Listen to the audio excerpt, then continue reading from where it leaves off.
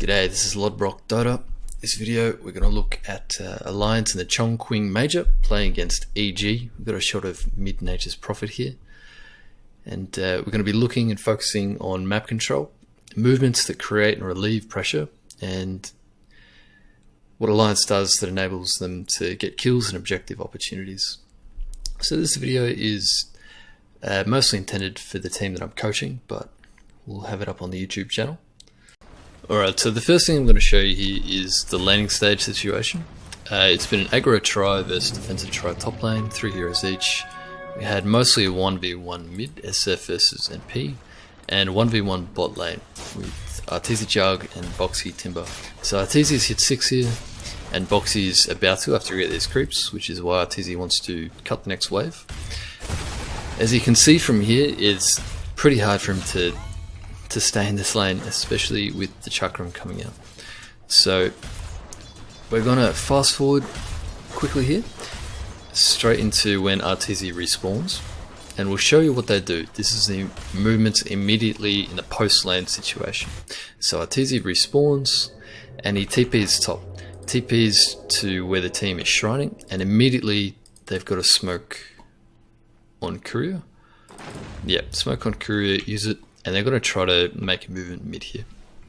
So this is pretty standard in terms of leaving the bottom lane, but it's kind of exacerbated like to maybe an earlier timing than standard because of the situation bot. So they've tried to make something out of this with a smoke mid, but Koifer and Alliance read this. Arteezy has not come back bot, he's not showing anywhere else.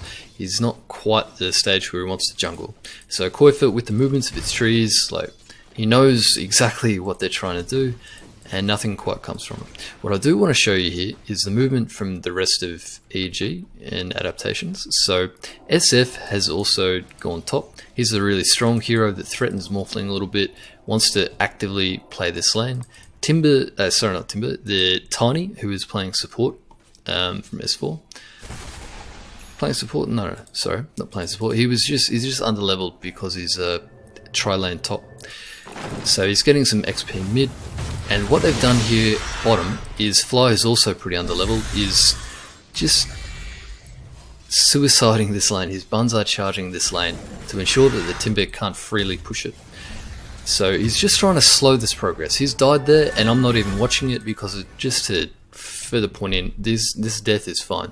He's going to respawn here. His SFTs has come down bot, but he doesn't want to be here. SF is just moving quickly. Fly's TP'd here again. He's just going to slow this down. He's going to slow the progress here. EG will not play this lane with any more heroes than Fly for quite a while. So Arteezy has played top. From there, this is a really good position for a carry in the game at this stage. From here, he can defend the tower pretty safely, and he can rotate to a really safe jungle area with Shrine. So it's kind of just switching up, making some space, and SF is like not returned to a lane after Arteezy took the lane that SF didn't really want. SF's just jungling, and this way EG can like have 4 farming heroes. I know the Wyvern's died bot again, that's completely fine. He's slowed this push right down, and Koifer also rotating. I'm just going to take a bit of time to show you. This is also quite classic Dire play. So a major reason why a carry leaves this lane is because Alliance are going to commit heroes here down bot, because it's easy and nice to push in. Timbers, they're just chucking heroes here because it's opportunistic, but EG will always defend this, and they should be able to in the mid lane. Bot lane, however, not quite the case. So Wyvern can do this role because it's got great AoE clear. You know, obviously he wants full levels in Splendor Blast, but doesn't have it quite yet.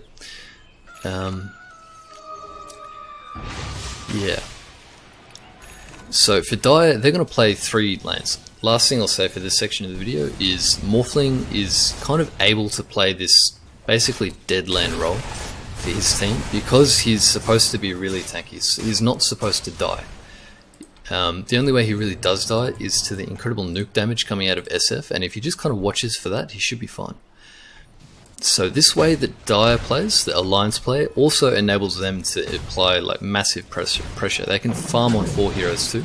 So Morphling here top, whoever's taking mid, and the Prophet obviously rotating around. He can jungle, he can do whatever, but the Timbersaw being this really independent, painful hero that's just shoving this wave continually. So if you look at the map, this is well, probably should keep watching that. Nice rotation from Tiger, so they've just killed the one defender, only committed however many heroes is necessary. So nice easy rotation for Koifa, kill hero. They've still got 2 heroes top. Insania here is just kind of keeping Morphling safe, and he's being as aggressive as possible. So Dire are only really defending like when it's kind of convenient. There's very little emphasis on actually committing a lot or taking a risk. They're only here because it's kind of risk free, and that obviously is fine for Alliance because now there's space mid and there's still space top, so they're fine with this death on Tiger too. They're kind of dragging EG around the map, and it's up to EG at this stage to shut that down. So it's nice smoke play here. You can see that crit on the Tusk and Sumail on the Shadow Fiend are really the kill threat. S4 might come under that, but he really struggles to fulfill that role without a Blink Dagger just yet. So you'll see a lot crit on this hero. We'll try to play around SF as much as possible. I'll just point out some warding here as well that plays into this. So there's a nice deep aggressive ward for Dire into this area, covering the camps, enabling more tower aggression. This one to kind of see Alliance when they're playing the area, maybe get a pick-off potential. This is a really important ward to defend the mid lane area. Both teams really want this mid area controlled for them, like keep that mid tower alive. A defensive ward here for Morphling, and another defensive ward here for Morphling. So you can see there are 2 heroes in Morphling's lane. He doesn't really care, he's doing his job. And Arteezy is just farming up, but in the right area.